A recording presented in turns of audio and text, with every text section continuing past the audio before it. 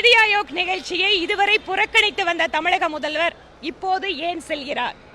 இந்த மாற்றம் எதனால் நடந்தது? அந்த கேள்விதான் இப்ப எல்லாரோட மனசுல இருக்கு. இத்தனை நாள் வரை மத்திய அரசு வஞ்சிக்கிறதுன்னு சொல்லிட்டு நிதி ஆயோக் மாதிரியான மிக முக்கியமான கூட்டம், ஏனென்றால் நிதி ஆயோக்கில் தான் ஒரு நாட்டில் பல்வேறு மாநிலங்கள் தங்களுக்கு என்ன வேண்டும் என்று கேட்கக்கூடிய இடம்.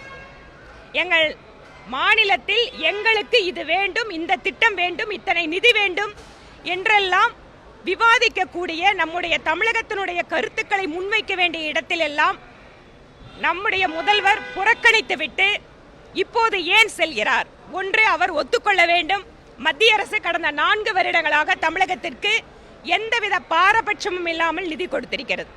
இல்லை என்றால் இவர்களுக்கு வேறு ஏதோ ஒரு தனிப்பட்ட காரணங்கள் இருக்க வேண்டும். இதைத்தான் பாரதிய ஜனதா கட்சி கேள்வி எழுப்புகிறது. நான் மீதி கேள்விகளுக்கு எல்லாத்துக்கும் மூவர்ண கொடி யாத்திரை மாவட்ட தலைவர் திரு ரமேஷ்குமார் அவர்கள் தலைமையில் 4:30 மணிக்கு கணபதியில் நடக்குது. அரசியல் கேள்விகள்லாம் அங்கே வாங்க, நாங்கள் பதில் சொல்றோம்.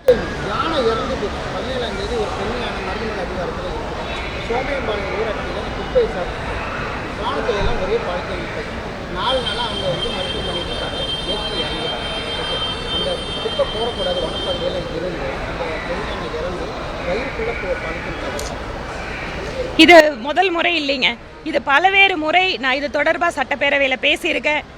விலங்கு மனித மோதலுக்காக பல்வேறு முன்னெடுப்புகளை நாம் இன்னைக்கு ஏற்படுத்த வேண்டியிருக்குது. கடந்த சட்டமன்ற கூட்டத்தொடரில் கிட்டத்தட்ட 20 நிமிஷம் இந்த விலங்குகள் நம்ம குறிப்பாக நம்முடைய மேற்கு மலை தொடர்ச்சி பகுதி மாவட்டங்கள் இருக்கக்கூடிய பிரச்சனைகள் தான் பேசியிருக்கோம்.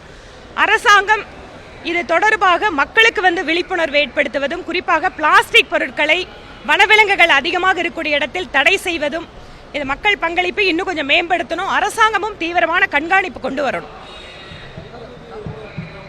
நான் அதை திருப்பி சொல்லிட்டேன். சாயந்தரம் தேசிய கொடியோடு நம்முடைய ஆபரேஷன் சிந்தூருக்கு ராணுவ வீரர்களுக்கு நன்றி செலுத்துகின்ற பேரணி இருக்கிறது. செய்திகளை உடனுக்குடனும் துல்லியமாகவும் தெரிந்து கொள்ள சப்ஸ்கிரைப் பண்ணுங்க.